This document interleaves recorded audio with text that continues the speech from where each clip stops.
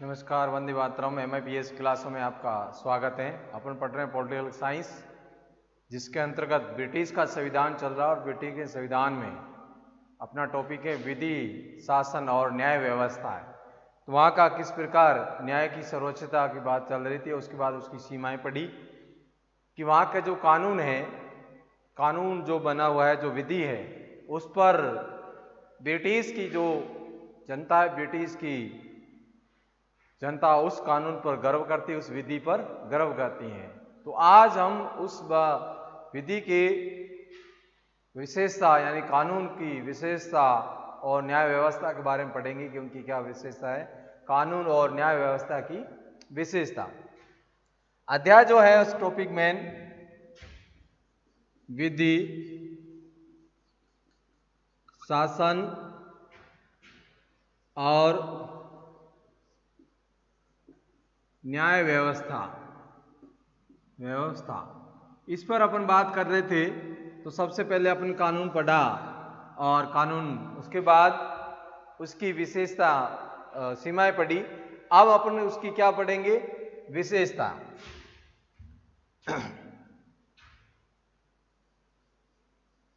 कानून व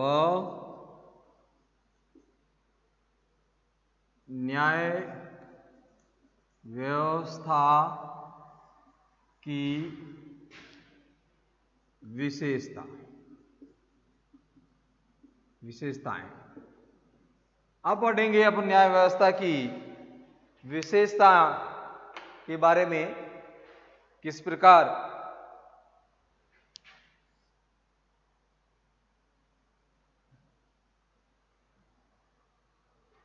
तो वहां की अभी अपने बात की कि वहां की जनता पार्लियामेंट में जब कानून बनता है तो जनता उस पर गर्व करती है कि देश के हित में या जनता के हित पर कानून बनाया है।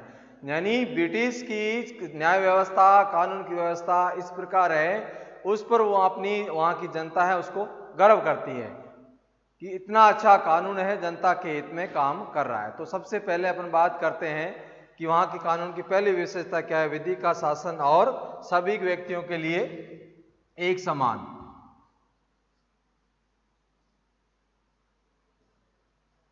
विधि का शासन और सभी व्यक्तियों के लिए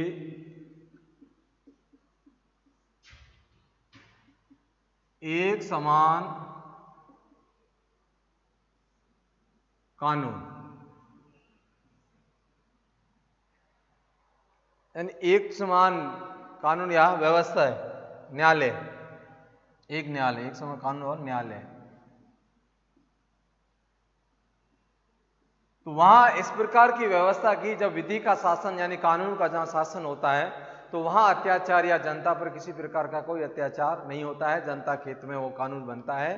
तो सभी के लिए जो कानून है सभी के लिए समान है, चाहे वो राजा हो, चाहे वहां का सम्राट हो, चाहे वहां के जो अधिकारी हैं, चाहे वहां छोटा नागरिक हो, चाहे गरीब हो, चाहे अमीर हो, सभी के लिए एक ही कानून है और सभी के लिए एक ही न्यायालय है, जिसको न्यायालय में जाना अपने आप को वो व्यवस्था जो है न्याय प्राप्त कर सकता है। अलग से ऐसा नहीं है अमीरों के लिए अलग न्यायालय है या वहाँ राज परिवार के अलग न्यायालय, इस प्रकार की व्यवस्था नहीं है। उसकी एक विशेषता है कि सभी के लिए समान कानून है और समान न्यायालय की व्यवस्था की गई है, जिसलिए उनको। अगला बात करते हैं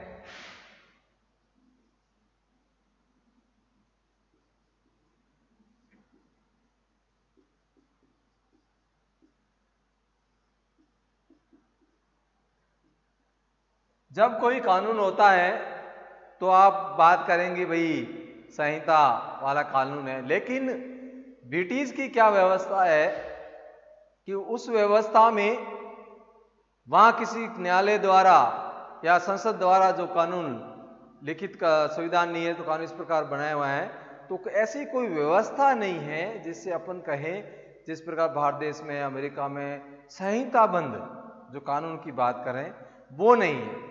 लेकिन असंहिताबद्ध होने के बाद भी उस परंपरा ऐसी बनाई हुई है जो कानून, जो व्यवस्था है, परंपराएं द्वारा जो बने हुए हैं, उस बने हुए परंपराओं के आधार पर, रूढ़िवादी विचारधाराओं के आधार पर कानून चल रहा है, जिससे किसी प्रकार से कोई किसी को परेशानी नहीं होती है। असंहिता बंद होने के बाद भी किसी प्रकार की कोई परेशानी नहीं होती। यानी सामान्य कानून है।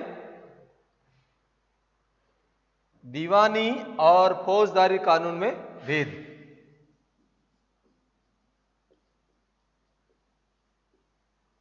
और फौजदारी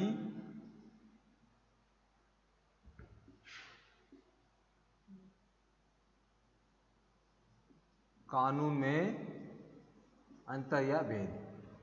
आप ये जो दीवानी जो कानून है, इसमें और फौजदारी कानून में कि जो दीवानी कानून है, किसी न्यायालय में वो जाकर या किसी न्यायालय एफआईआर नहीं लगाते, लेकिन ये दीवानी कानून केवल व्यक्ति द्वारा ही दायर किया जाता है अभियोग, ना कि न्यायालय द्वारा। तो व्यक्तिगत द्वारा दायर किया जाता है और उसके ही द्वारा उसको न्याय मिल जाता है। लेकिन फौजदारी न्यायालय में क्या होता है कि राज्य या राज्य के विरुद्ध जो अपराध करते हैं, उसके खिलाफ फौजदारी न्यायालय की फौजदारी कानून की व्यवस्था की गई है, तो उसके विरुद्ध उसको कानून जो है उसके खिलाफ कार्रवाई की जाएगी। तो ये कुछ विशेषता है। अगली विशेषता अपन लिखते हैं।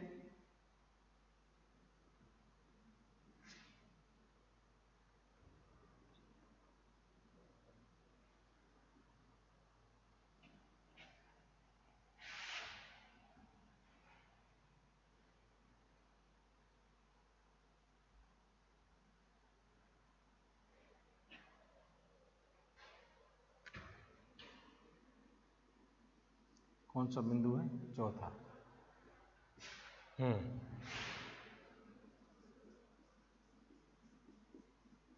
न्यायपालिका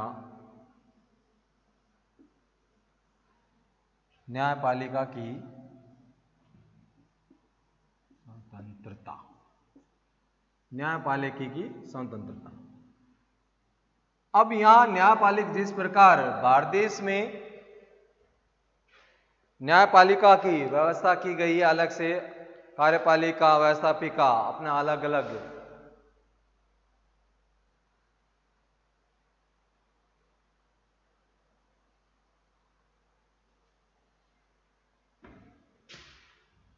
जिस प्रकार भारत देश में न्यायपालिका स्वतंत्र है, उसकी आज़ादी अलग, उसका न्यायालय है, तो उस प्रकार ब्रिटिश, क्योंकि जो संसदीय प्रणाली भारत देश में अपनाई गई है और ब्रिटिश संविधान की ली गई प्रणाली है, इसलिए वहां भी व्यवस्थापिका कार्यपालिका से अलग न्यायपालिका अपनी स्वतंत्रता है। लेकिन मान लो न्यायाधीशों की नियुक्ति होती है, वो सम्राट के द्वारा ही होती है, उस पर किसी प्रकार का कोई महाभियोग नहीं चलाया जा सकता, और उनकी नियुक्ति सम्राट के द्वारा प्रधानमंत्री की सिफारिश से की जाती है।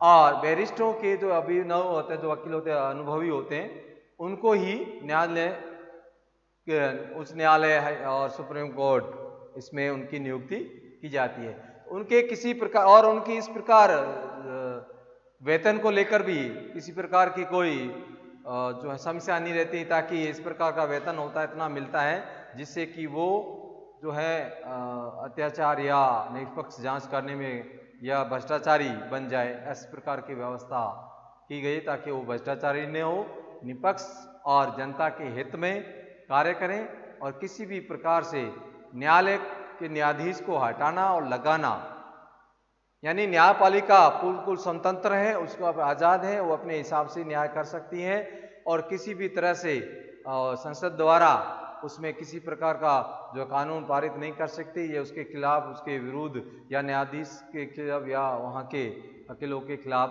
तो वो सारा स्वतंत्र है, उनके हटाना और लगाना सम्राट के हाथ में। तो ये इसकी न्यायपालिका की आज़ादी है, किसी भी तरह से उनको हटाया नहीं जा सकता।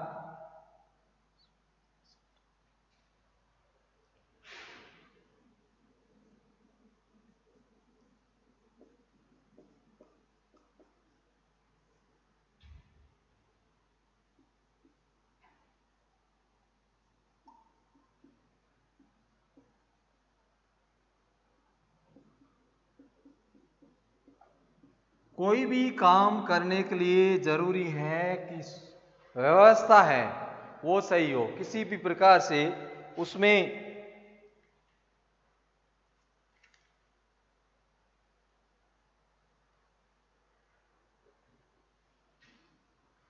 अगर हम कोई काम करते हैं तो व्यवस्था या संगठन, उनके जो विभाग हैं, तो न्याय के लिए सबसे अलग से स्वतंत्र विभाग की जब बात करें, न्यायपालिका अलग है तो न्याय विभाग की अलग से व्यवस्था की गई है और इस प्रकार से सुसंगठित किया गया, व्यवस्थित किया गया योजना के आधार पर, ताकि किसी प्रकार के जो कार्य में करने में कोई परेशानी ना हो और सुसंगठित व्यवस्था की गई है जिससे कि जो न्याय कार्यालय जो कार्य हैं वो प्रभावित ना हो। तो इस प्रकार की व्यवस्था की गई है। आगे अपन बात करते हैं जूरी प्रथा।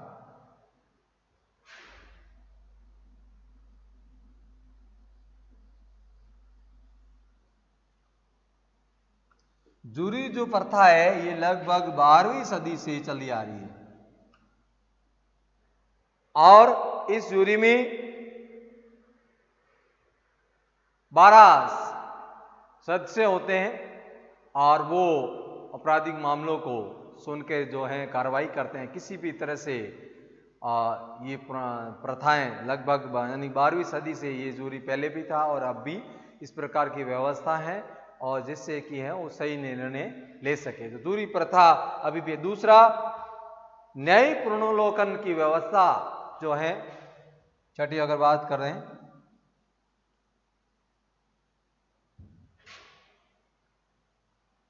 ऊपर लिख लेते हैं। जिस प्रकार अमेरिका और भारत देश में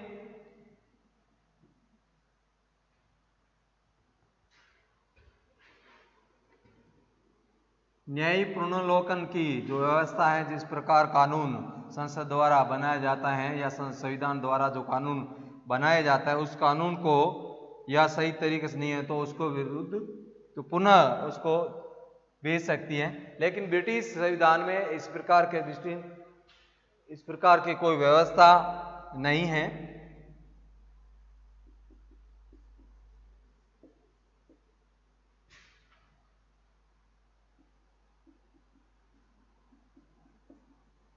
पुनर्लोकन व्यवस्था का अभाव।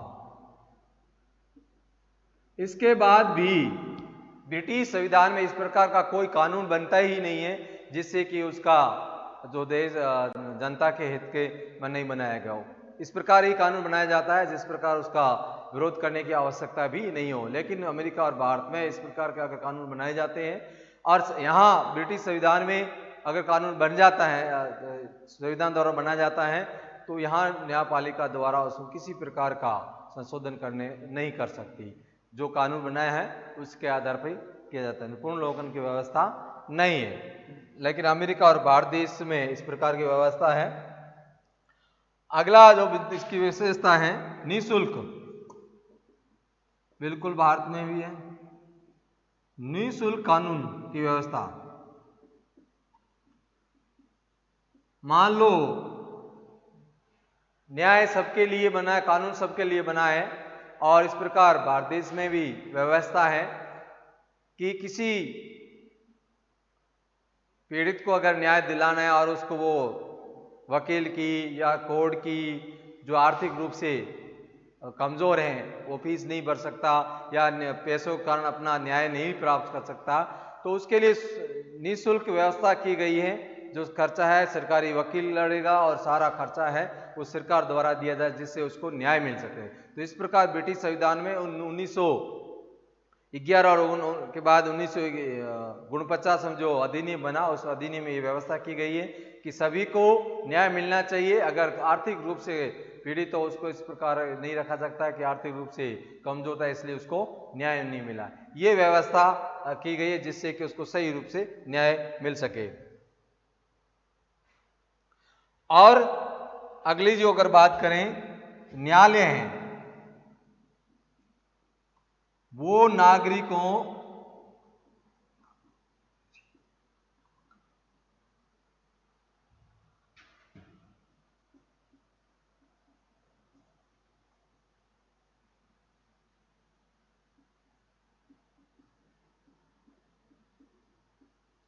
अधिकारों की रक्षक हैं।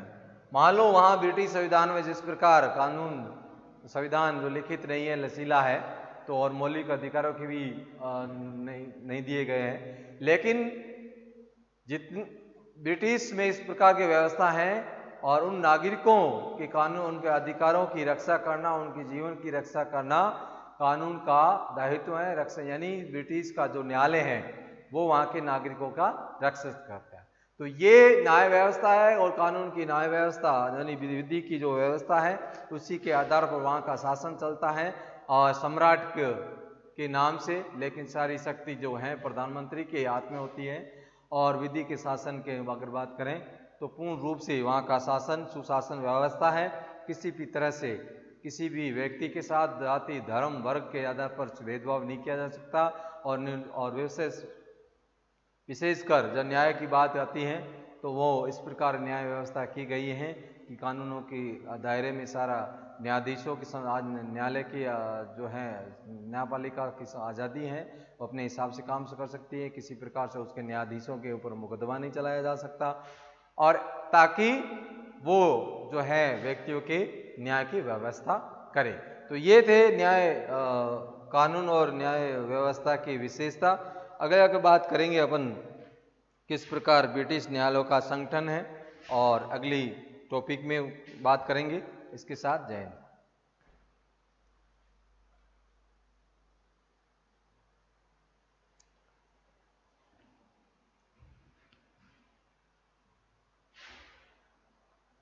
और विद्यार्थियों, मैं इस कॉलेज बाड़मेर में अब आपके मित्रों के लिए आज से 10 तारीख से online Facebook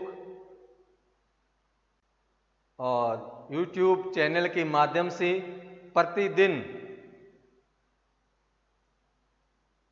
BSc first year की डेमो क्लासें आरंभ हो गई है। तो अपने विद्यार्थियों को, अपने मित्रों को जो 12th अभी पास किया साइंस में, अधिक से अधिक उनको बताइए। और मैं इस कॉलेज के जो फेसबुक पेज हैं, maths institute of professional studies Barmer, जो आप सभी उससे जुड़े हुए हैं, तो अपने भाइयों को भी बताइए कि इससे जुड़े। आपको घर बैठे फ्री में आपको सुविधा मिल रही है। हालात आप जानते हैं, कॉलेज अभी खुल नहीं सकते, तो आप जो विद्यार्थी आपके भाई हैं, दोस्त हैं, कॉलेज आकर निःशुल्क रजिस्ट्रेशन करवा लें, ताकि जो ऑनलाइन विद्यार्थी जो मान लो फेसबुक 11 बजे समय और उस समय बच्चा बाहर गया हुआ है या अपने काम से कहीं बाहर है, खेत में है, नहीं देख पाता है, क्योंकि अपन भी समझते हैं आज की परिस्थिति में जो नेटवर्क की प्रॉब्लम होती है।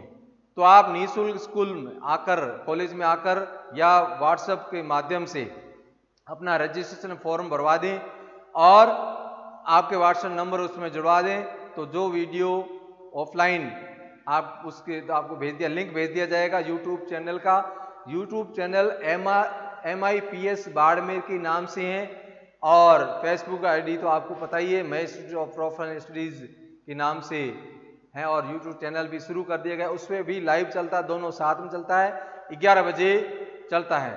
तो 12 तारीख को केमिस्ट्री का 11 बजे डेमो क्लास होगी,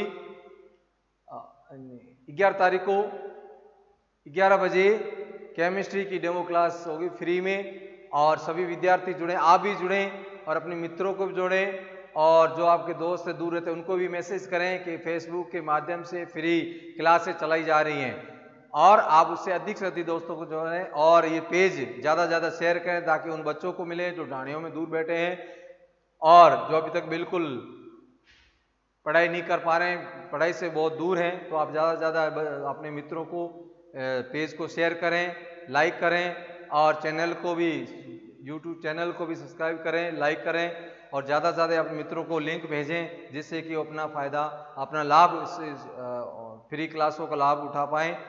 तो इसके साथ जय हिंद।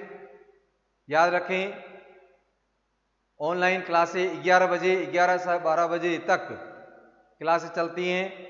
फेसबुक चैनल लाइव और यूट्यूब चैनल लाइव चलती हैं। इसके साथ जय हिंद।